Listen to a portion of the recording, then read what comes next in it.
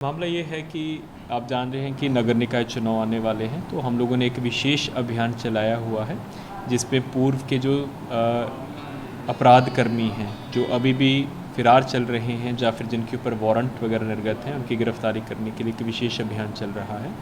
इसी क्रम में पीरबहोर थाना में वर्ष 1997 में 2 मर्डर अभियुक्त थे जो अभी तक फिरार चल रहे हैं। दोनों सहोदर भाई हैं, मोहम्मद टुल्लू खान और उसका अपना सहोदर भाई गुल्लू खान, जो कि दरियापुर पीरबहोर के रहने वाले हैं। और इसी क्रम में मोहम्मद टुल्लू खान की गिरफ्तारी हुई थी, 28 अगस्त को गिरफ्तारी हुई थी। जब उसकी गिरफ्तारी हुई थी गुप्त सूचना के आधार पर और उसका जब पूछताछ किया गया थाना में, तो उसने बताया कि हम लोग 25 साल से आते जाते हैं और हम लोगों को एक्टिवली संरक्षण जो मोहम्मद अफसर, जो कि वहाँ के वार्ड नंबर 40 के कमिश्नर हैं, वहाँ से मिलता भी रहा है। इसी क्रम में जो सूचना डेवलप हुई थी, तो परसों रात को उसके भाई की सूचना आई थी कि उसका भाई भी आया हुआ है। उसके भाई को गिरफ्तार करने के लिए जब टीम गया तो उसमें स्थानीय लोगों ने, जब वहाँ पे टीम पहुँचा तो कुछ संदिग्ध लड़के थे जो वहाँ से भागे, तो टीम ने 3 लड़कों को पकड़ भी लिया। इसी क्रम में जो स्थानीय लोग थे, वार्ड कमिश्नर के नेतृत्व में इन्होंने पुलिस का घेराव किया, एक कांस्टेबल के साथ मारपीट किया और उन तीनों लोगों को छुड़वा लिया। उसी में ही फिर एक एफआईआर हुआ, एफआईआर में लोगों को नेमिंग किया गया। उसी एफआईआर, परसों रात की घटना है, उसी एफआईआर के क्रम में जो उसमें छुड़वाने वाले में और हमला करने वाले में एक व्यक्ति था मोहम्मद सरफराज, उसको गिरफ्तार करके कल पीरबहोर थाना लाया गया।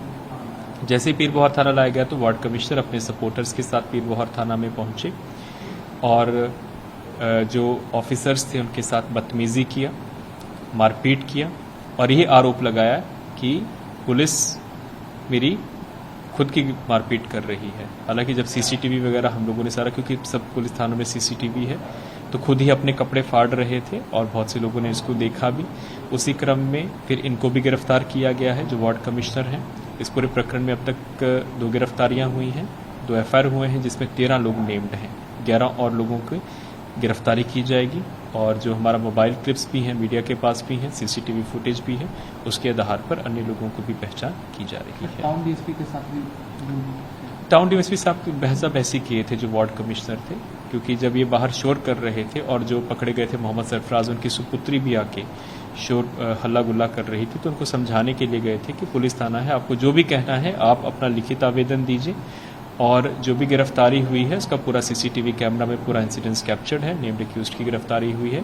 लेकिन ये दबाव बनाने के उद्देश्य से एक मॉब को इकट्ठा करके लाए थे, इनफैक्ट रोड जाम भी करवाया था कि नहीं हम इनको छुड़वाएंगे। बेसिकली इसका पूरा लिंक, क्योंकि अब स्थानीय नगर निकाय चुनाव आने वाले हैं, ये वार्ड कमिश्नर वहाँ के रहे हुए हैं और दबाव डालने का पूरा प्रयास किया, लेकिन पूरे धैर्य और संयम के साथ बहुत ही पीसफुली मॉब को डिस्पर्स भी किया गया। हम लोगों को किसी प्रकार के लाठीचार्ज की आवश्यकता भी नहीं पड़ी और इनको गिरफ्तार भी किया गया है और आज इनको न्यायिक हिरासत में भेज दिया गया है। क्या वो भी शामिल थे? ये जो पूर्व एमएलसी हैं, माननीय पूर्व एमएलसी हैं, इनके अपने पिता हैं, वो सिर्फ उनको अफवाह फैलाया गया था कि इनकी पुलिस थाना में मारपीट की गई है, वो उसी को देखने के लिए आए थे और बाद में उनको पूरा सीसीटीवी भी दिखाया गया था और फिर वो संतुष्ट होकर चले गए थे। इस घटना में वो शामिल नहीं थे। ये सर कार्तिक मास्टर में अभी वो बाहर चल रहा है। हाँ, हम लोगों ने जो उनका बेलेबल वारंट निर्गत हुआ था उसका सर्विस रिपोर्ट, उसको तामिला प्रतिवेदन बोलते हैं, हम लोगों ने कोर्ट को 5 तारीख को ही वापस कर दिया है। संभवतः 14 को उसकी सुनवाई है और उस दिन non bailable warrant most likely court निर्गत करेंगे और उसके बाद हम उसका प्रॉपर एग्जीक्यूशन फिर दोबारा करेंगे। सर क्या वो रिसीव करता है? नहीं, रिसीविंग नहीं हुआ है, इसीलिए ही तामिला प्रतिवेदन दिया है। अगर रिसीविंग होता तो बेलेबल वारंट है तो वहीं से उनको बेल दे दिया जाता, लेकिन उसको वापस कर दिया गया है। इसके बाद जो नेक्स्ट स्टेप है कोर्ट का, कोर्ट अपना नेक्स्ट प्रोसेस निर्गत करेगा।